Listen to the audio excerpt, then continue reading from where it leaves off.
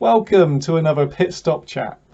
Now, before we get going, I just want to say a massive thank you to Greenpower sponsors Siemens, EDF Energy, Ford, Institute of Engineering and Technology, and also our communications partner SQN for continuing to support us during this period. And to help you guys out, SQN have agreed to give away all of their branding secrets, which will really help you guys when it comes to sponsorship and determining the look and feel of your team. I have to apologise though, as my internet kept cutting out during the call, which has left my face in some rather weird freeze frames, but Stuart and Chris are true professionals and they continued on regardless of my antics. Hope you guys enjoy. So SQN have joined us on the line. Stuart and Chris, thank you for joining us. Chris, can you tell us a little bit more about SQN and yourself? Thanks for inviting us today. I'm Chris Ritchie. I'm the COO at SQN. Sine qua non is our full name. We've been a partner of Greenpower for just over a year now. And we've been in business for about just under 20 years, doing sponsorship and PR and communications in the sports, tech and automotive space. So my personal background, I first got involved with Formula One, in fact, when I was working at a computer company who sponsored McLaren back in the 90s. So I've been involved in one way or another with motorsport ever since then. So I'm Stuart and I'm account director at SQN. So I've been a motorsport nut all my life, particularly love endurance racing. So Greenpower fits nicely into that. And my background is actually in sponsorship and previously worked at Replicom, who are now Nielsen, and did a lot on the sponsorship evaluation side. I'm working in the motorsport team there, and then moved across to SQN, started 2016, and I've been working alongside the CEO, Claire Ritchie, on a lot of sponsorship business, and also working with our numerous motorsport clients.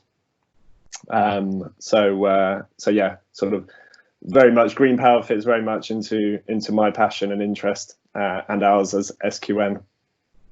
Yeah, and we're really grateful to have you guys as our communication partner. You've really helped us in the short amount of time you've already been with us. Today, we are talking about branding because this is something that Greenpower teams, in my personal opinion, need to improve upon. They have such a powerful tool in a working electric vehicle, but I don't see many sponsorship opportunities or even a real identity around the team. So, Chris, what is branding in a general sense? well, you've almost hit the nail on the head with the question, actually, and very much around identity. I mean, often people think of brand as being a logo, but it's so much more than just a logo. Logo is part of it, but it's just the sort of the surface. I mean, clearly a logo helps. Things like the Apple logo or the Nike swoosh or whatever make it that much more recognizable. But a logo is very much the identity or the personality of you as an entity.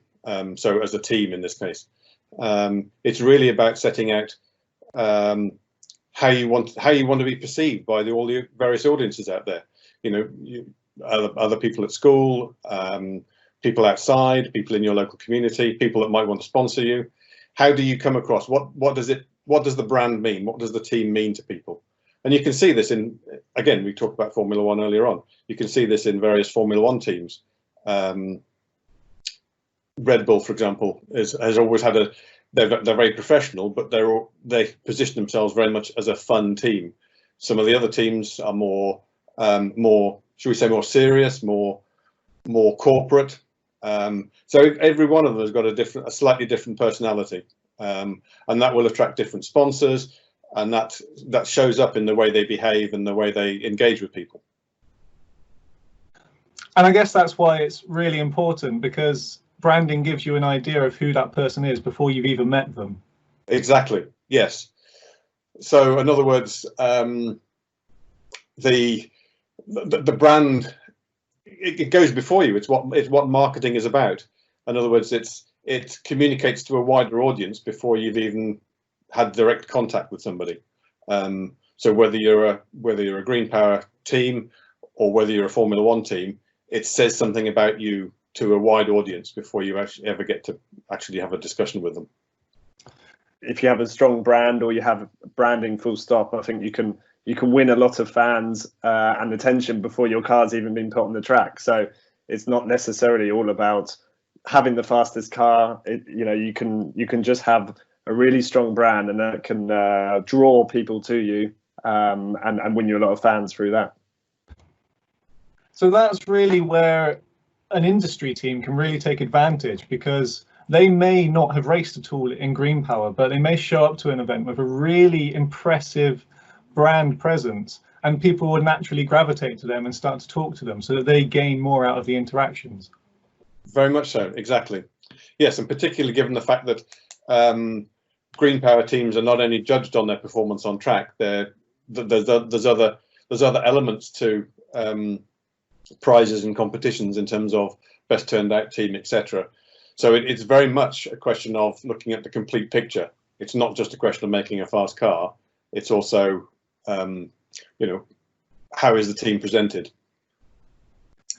So I think we now understand why a brand is important and what one is, but how, big question, how do we go about creating this brand? Okay, well, there's a couple of points I'd make here. One, obviously, if you've got people in the team that are particularly interested in graphic design and things like that, you can come up with some ideas and play with logos. But in general, I would also aim to keep it simple for a couple of reasons. One, because it's simpler for all concerned. And often the simple things are the memorable ones. Again, I can refer back to Apple and Nike, for example, as logos and identities. But also, it's obviously going to be probably it's going to be more economical and more realistic to implement a simple branding exercise, a simple brand look and feel. So again, we're talking here about colours for the livery on the car. We're talking about overalls and team uniform and stuff like that.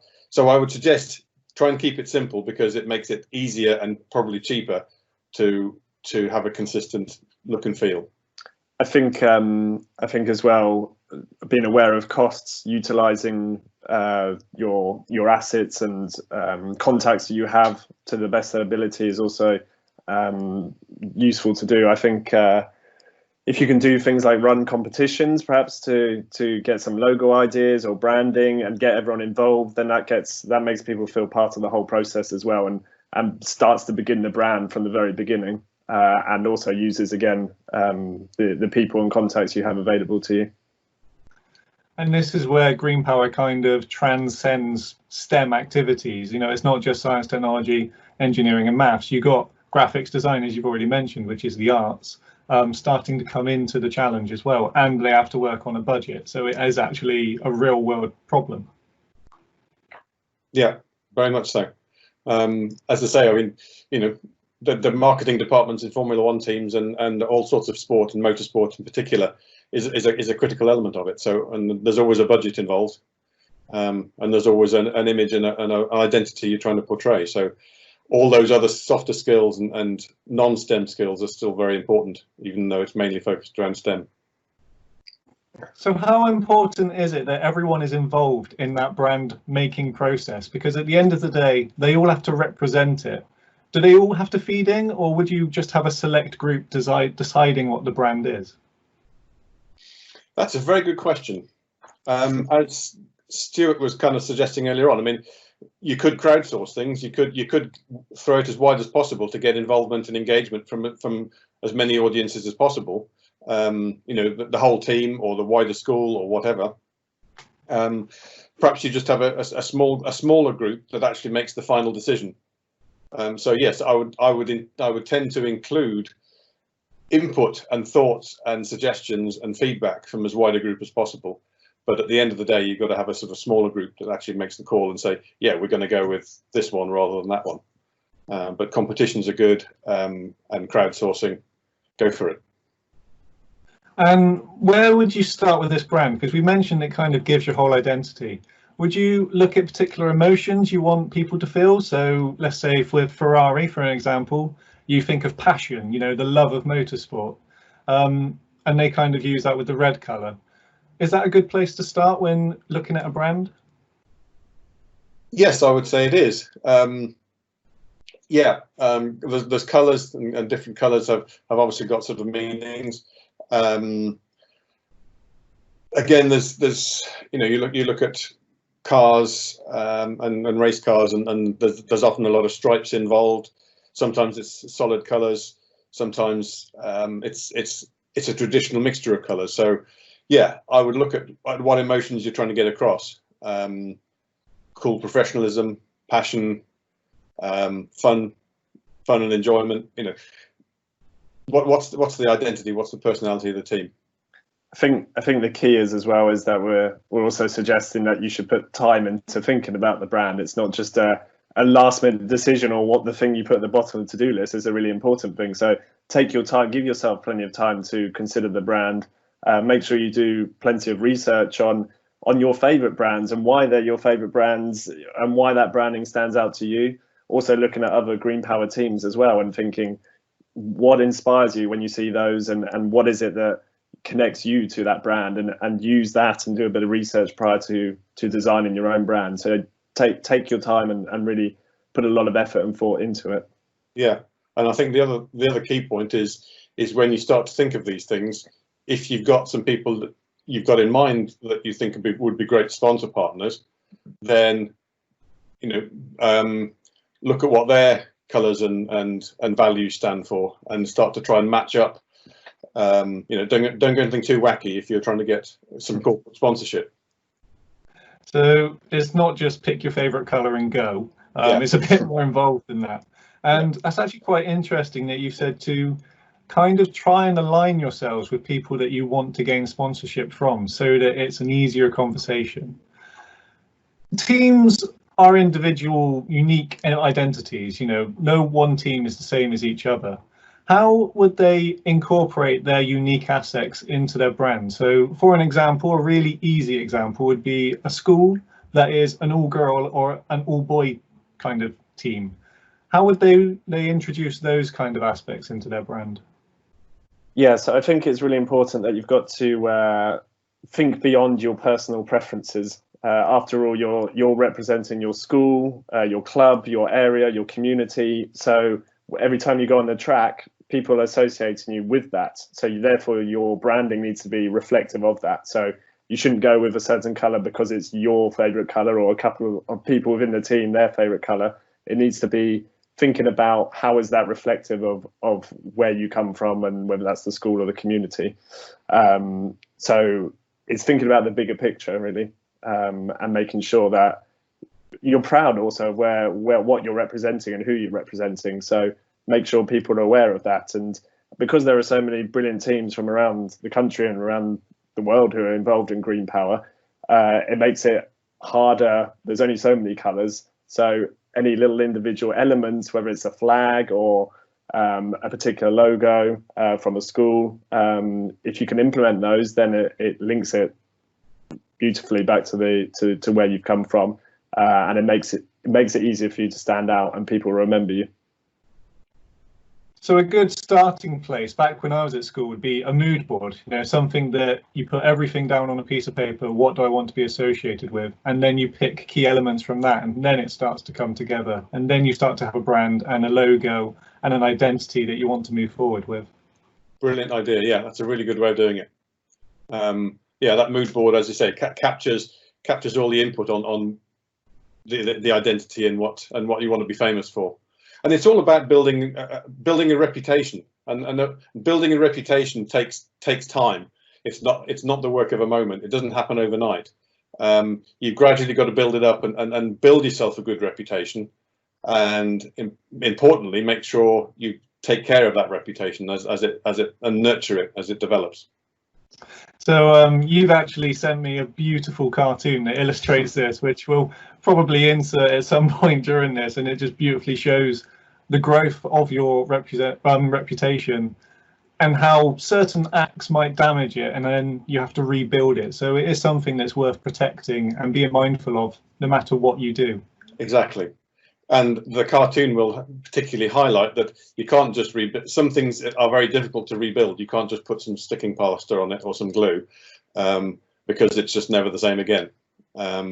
So it's important for all the team members to maintain and build on that positive reputation that the team has built, and to not trash it by behaving, whether it's on track or off track, whether behaving inappropriately and not living the values of the team and the rest of your team members. And I guess that brings it full circle as to that's kind of why they should be invested in the brand in the first place and should have some involvement, even if it's at a small level, because then they believe in it, they're involved in it, and it's that full circle. Exactly. Yeah, very much so. It's got to be something that you actually buy into as an individual and want to be part of. And if you don't want to be part of it, and if you're not bought into it, then you've got to question, should you be in the team? And I was just going to add, every time you step in front of a sponsor to do a pitch, or you turn up at a circuit, you're a representation of that brand. So everything you do reflects on that brand. So the more bought in you are with it, the more, or the better job you will do at representing your brand and making sure you're showing it off in the best light. So Greenpower has been around for 20 years, and after that we finally updated our branding.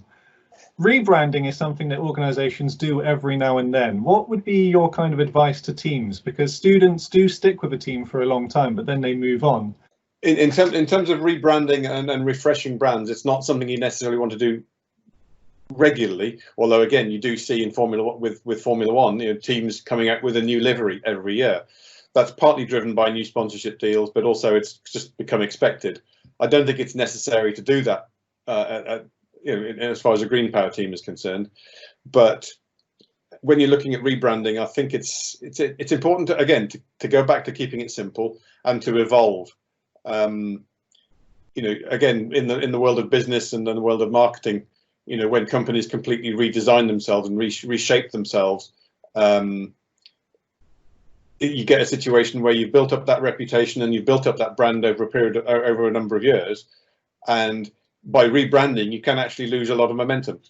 So it's got to be done sensitively. So evolve rather than necessarily revolutionize, I would suggest. I guess the key with rebranding is, what's the reason behind it? There has to be a good reason, and then if there is a reason, what is it? If it's a reputational thing and you've had a bad reputation, you wanted to rebrand, then you want to move away from what you had previously because you don't want to be associated with that. So it really comes down to the reason behind it. Yeah. Or for example, in Greenpower's case, when the whole logo was rebranded, that was to bring, I guess, partly to bring it forward into a new generation or new. Exactly, kind of freshens things. Yeah. But again, I would still say that was an evolution rather than necessarily a. Yeah, and that can be enough in rebranding, because people notice that. It can just be adding something that was flat before, make it 3D, or just something like that to bring it into the new world. Yeah. So you want to be careful on not changing your brands too much. But Greenpower is a learning opportunity, and if you want graphics design or arts involved continuously, you want to find other things that you can change. So could you change a livery or a logo without affecting the brand? Yes, I think you can. You can certainly. One of the concepts within branding is almost having there's not one answer, because sometimes different color palettes. It's not just one way of doing it. So you can come up with some compatible colors, perhaps. So you can use different things in different situations, or you could evolve it from one year to the next. So although you're not changing things dramatically, you are moving things around within the scope of the existing brand guidelines that you've created. So yes, there is an opportunity to evolve. What we would suggest is you don't necessarily sort of revolutionize on a regular basis. And in a way, it gives them more of a specification to stick within, so it makes it a bit more challenging, I guess. Yeah, that's right.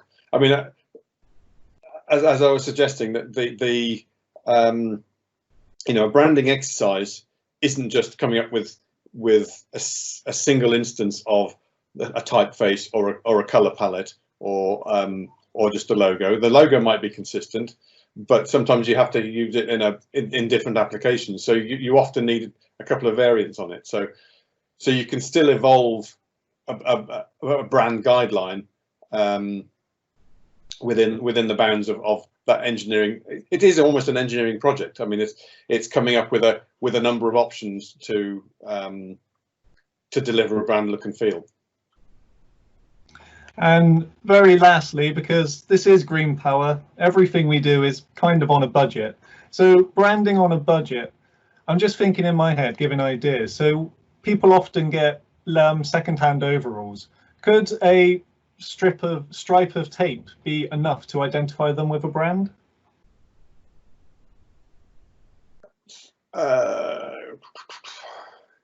Yes, I would say so. I mean, clearly, it would be nice if those overalls were in a consistent colour, or alternatively that you've got at least that you can incorporate, at least if you've got two colours, for example, that you can incorporate them within the brand look and feel. But yes, a strip of tape just to highlight a particular element within that.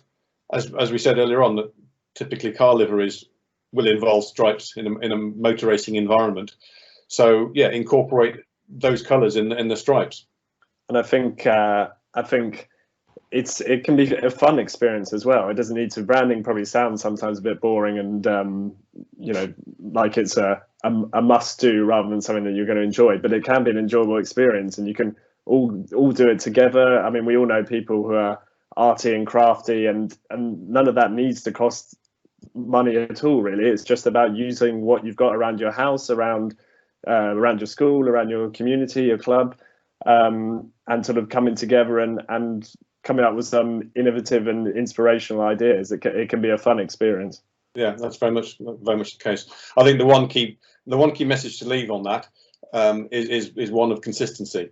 I think, you know, you need to be consistent, because obviously you're trying to get, the whole point of branding is to try to be remembered and to try to build up a following, and therefore it needs to be consistent. So we talked about evolution, so let that evolution be consistent and be in tune with your previous heritage, but also make sure that if you have got you need to incorporate that consistency with every opportunity to make sure that it all fits together. Well, that's perfect. I think that's everything we need to know on branding. Thank you guys for giving me your time in this challenging call. My internet's been cutting in and out, but we got there in the end. I think that's been really helpful. And you're both going to be joining me back to talk about sponsorship as well? Yeah, we certainly are. Perfect. I'm going to hold you to it on call, so that's set in stone now. There's no backing out. Yeah, thanks guys on you, and hopefully it's been useful for the viewers.